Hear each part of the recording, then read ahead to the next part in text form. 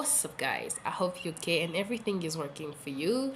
Today is a new day. We're talking about something new. We're gonna talk about church, we're gonna talk about dating, and we're gonna talk about heartbreak. Yes, but we're gonna focus on the heartbreak because dating is something people talk about all the time. But I feel like heartbreak is not spoken about enough in church. And the scenario that I want you to follow me on this video with is a scenario where you start dating someone in ministry and then your relationship ends. Ooh, yeah. And then your relationship ends. What do you do? Do you leave the ministry? Do you change departments if you guys serve in the same department? How do you pick up yourself from this? And I think this conversation is not had enough. Dating is a very sensitive subject anyway, and starting a relationship is also very important. It's a very good and beautiful thing to start, but I feel like people don't talk enough about breakups when you're in church, about breakups when you serve in the same ministry, about breakups when you serve in the same house or the same people, and you have to see each other weekly. Like, how do you deal with that? And I feel like it is a very difficult thing to deal with because you have to deal with your pain in silence for the most part, because you don't want to be the person who goes telling everybody how the person left you, how they broke your heart, how you are in pain. I don't think you want to do that. But even though I understand that at the beginning maybe of your breakup you want to feel like you're heard and you want to be able to cry in public whenever you see the person, you want to be dramatic. I understand that, but I don't think I would advise to do that. But I think here are the best things you need to do, like certain things, the best things you need to do for yourself when you end a relationship and you still serve in the same church. No, I don't think you should stop going to that church, first of all, because you didn't go there because you're dating that person. You went there because that's where God called you to serve, and that's where God is expecting you to have an impact, and that is your community. It's true, you have an unfortunate situation in your hands, and it's extremely awkward, but well, you have to. No, I don't think you should stop serving in that church. Second, I think you should take time off. I know this sounds crazy, and most people don't give time off for things like that, but I think for your own sanity, for your own peace, for your own grace, you should take time off. I don't know if it's 1 month. I will give maximum 2 months. I don't know what if your pastors and your people will allow you, but I'm just saying like what I would go for, um, in the way my heart and my spirit works for my own peace.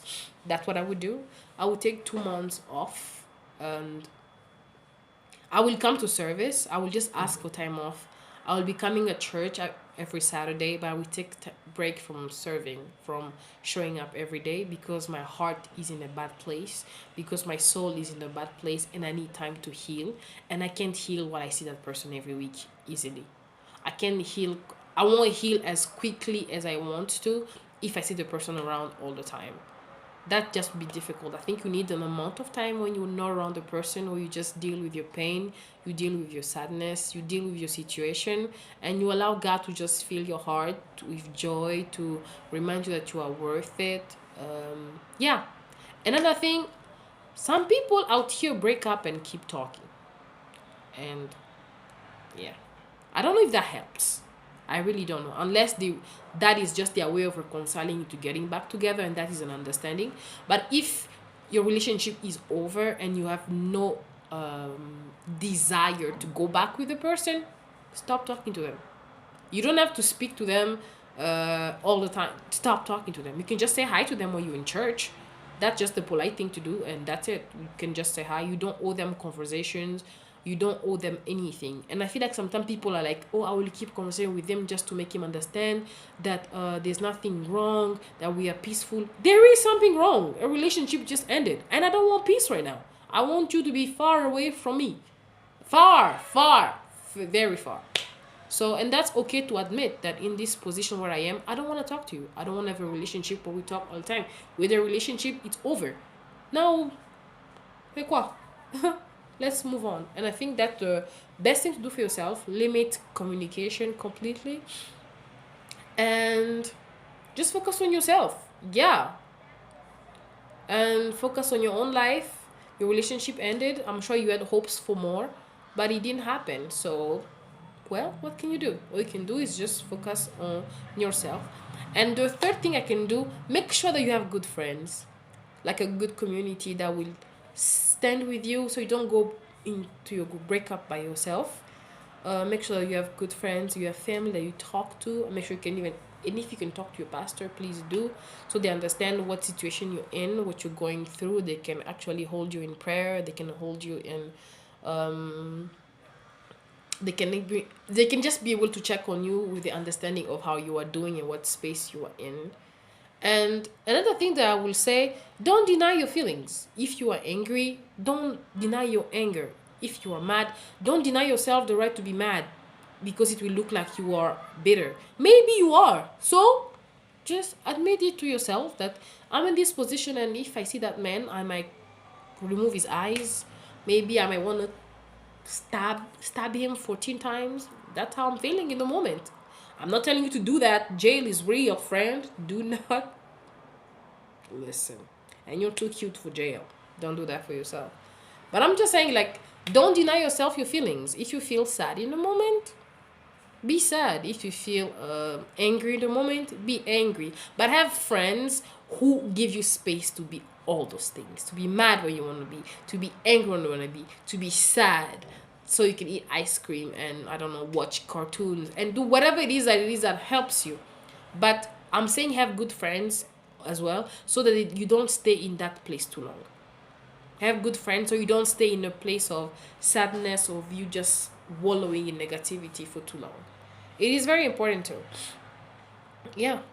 And I think the last thing you need to do when you realize, when you're going through a breakup, especially in church, find something. I know it sounds so weird. Don't stay idle. That's how you stay in your sadness.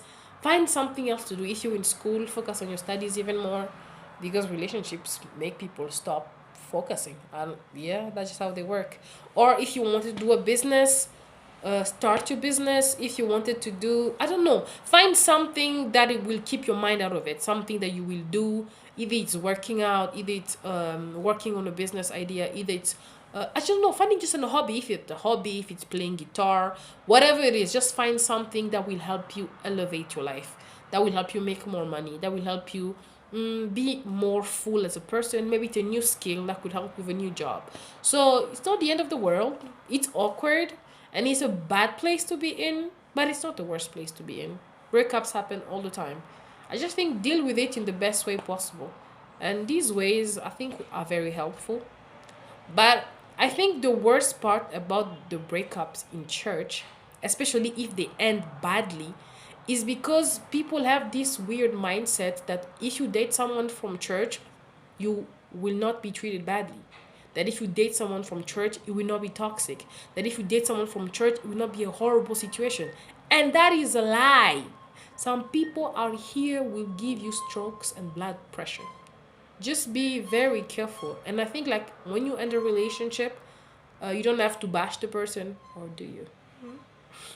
You don't have to go around talking about all the things they did wrong to you. But I feel like it hurts as much as it does because most people don't expect it to be as bad. Some people date in church and get cheated on. Some people get in church and get belittled their entire relationship. Some people date in church and are humiliated. Some people date in church and people put their hands on them. So you're like, what? Didn't these people receive Jesus? Did your Jesus have just a hole in one hand? Like, what happened? Like, what? But also, the most important thing you will learn after you break up in church, pick the right person. And I feel like when I say pick the right person, don't pick based on their gifts. Pick based on their character. Because their character is you're going to live with, because their character is who you're gonna raise your kids with, because their character is who you're gonna do life with, if that's what you're going for. But if you just go for gifts, there are a lot of people who preach very well but are horrible spouses, a horrible boyfriend, a horrible girlfriend, extremely toxic and abusive partners. But give them that Bible, give them that book of Deuteronomy, Give them that book of, what is that book again? Of John. They will show you mysteries you have never seen. But wait when you go home. They will show you different mysteries on how to be toxic. So you don't pick based on their gift. Pick based on their character.